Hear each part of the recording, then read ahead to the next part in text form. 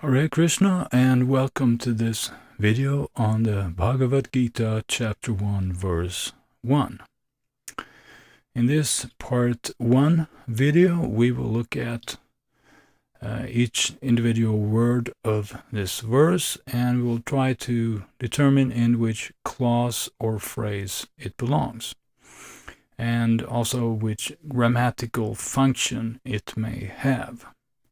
And then in part 2 video we will be doing the actual recomposing the clauses, and we will arrange them here on the right hand side of the worksheet.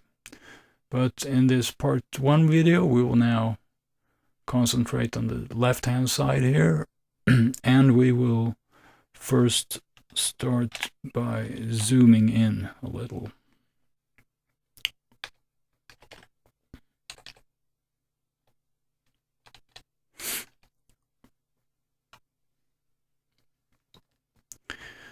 Alright, so we are here at the intro, and in the intro we know that sort of already we already know that this is a clause on its own, so we can just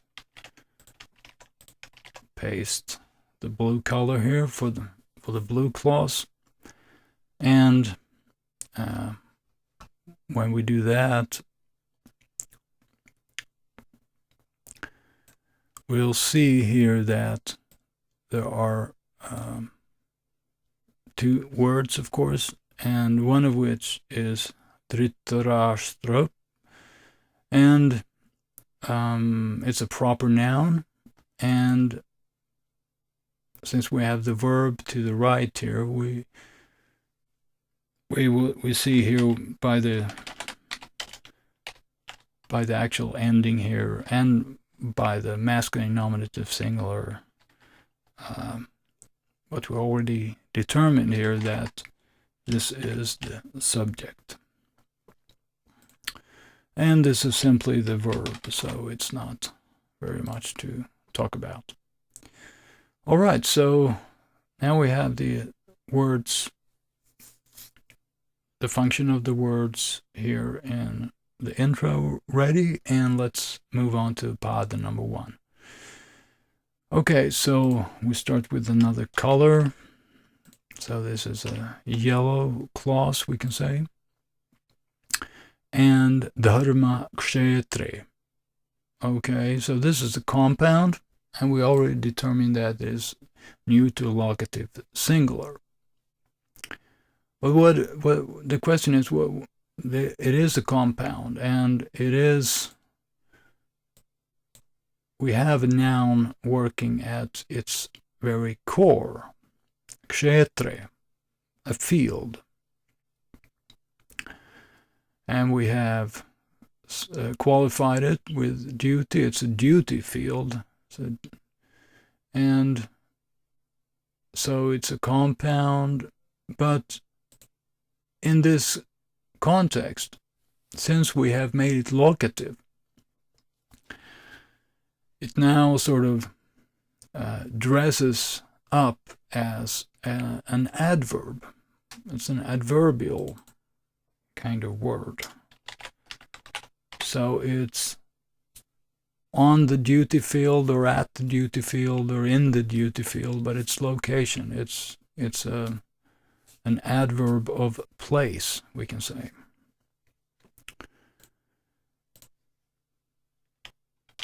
And the similar thing, or exactly the same thing, is happening with kuru-ksetre, because this is also locative singular.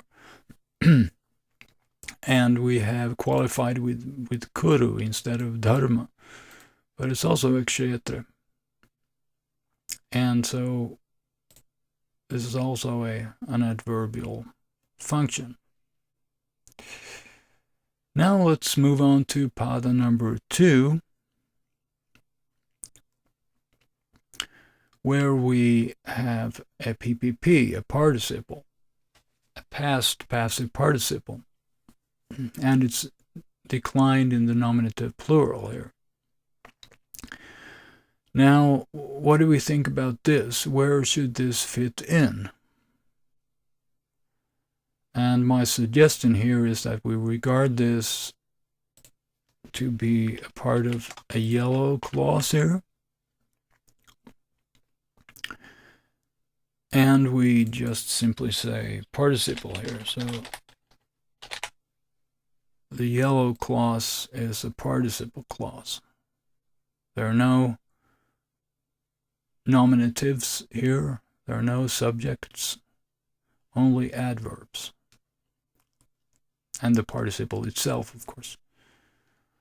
All right, so far so good. Let's see what the next one here is. It's a yuyutsavah. It's the desiderative adjective that we talked so much about in a previous video. And yuyutsavah. How does this work? Well, I prefer to do like this. We make a new clause here, an orange one, and we'll just write adjective.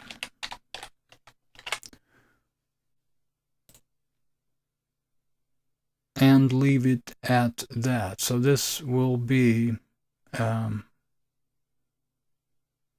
very short clause with only one word, adjective clause, we can call it.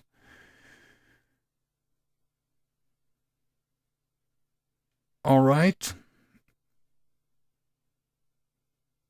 Let's go to pada number 3. And here we have mamakah, which is the start. So we see here that this is a masculine nominative plural, and it's a nominative.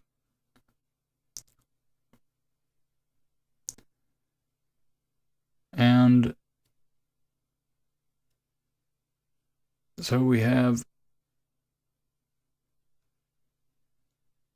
let's see, so we'll do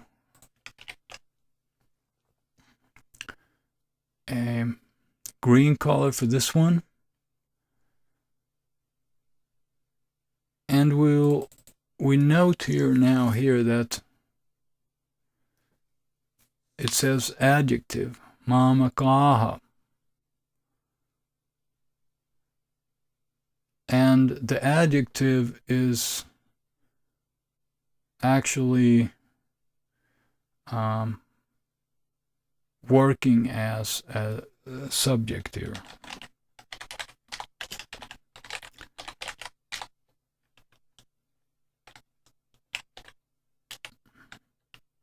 Oh, sorry. Adjective, right, like that. So my ones. So it's mine. My or mine actually here, but I have made it more clear here, or an attempt to make it more clear. Hopefully I actually did make it more clear. But so my ones here is working as a subject, because we can see this with a nominative if nothing else. So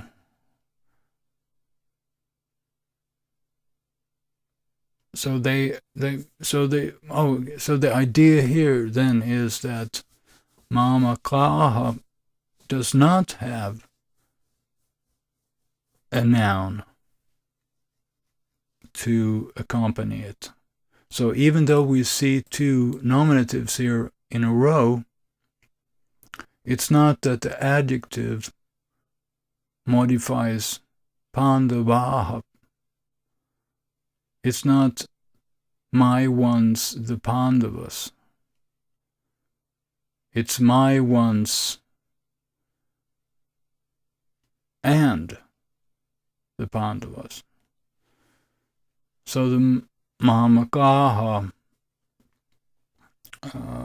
should there's a silent boys here or something like my sons, my that is at work here. So anyway, so we have the subject here, an adjective, and then we have another subject here, which is a noun.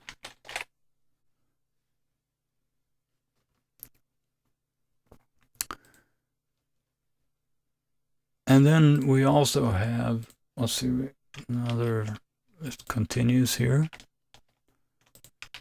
Actually, two more. So we have a conjunction here.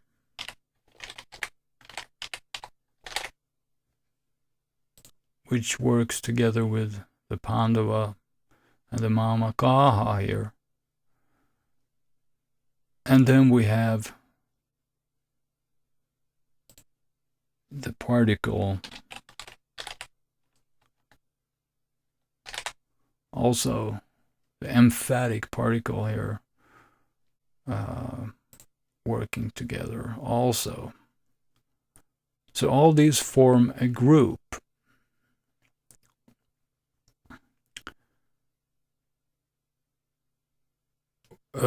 So this, we may call it like a noun phrase, perhaps. This whole conglomerate here, all these four. Like a subject noun phrase, even.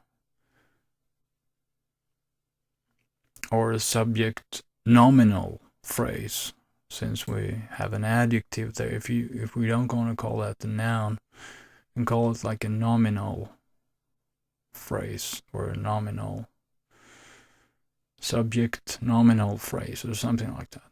But those four are sort of in one group, I think. All right, and then we go to pada number 4. Let's choose another color. I'll actually take this one. All right, and then the main clause here, as I see it, is this.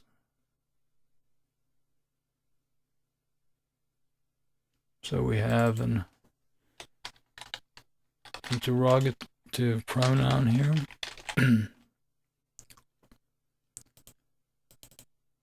Oops.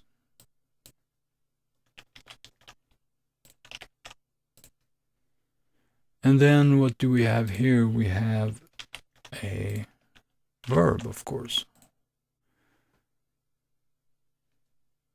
So the main idea of this whole verse is what did they do? What they did. Like that. And then we have Sanjaya here. Where should we put him? Well, we already see here that this is masculine vocative singular. So we just do this, call this a vocative, right? So this is the function. It's addressing sanjaya. Oh, sanjaya.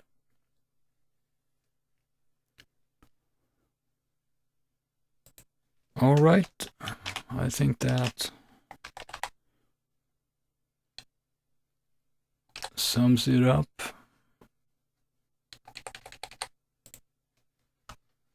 And so we have the worksheet half filled in, and part 2 we will continue doing the actual recomposition. Thank you very much for watching, and Hare Krishna.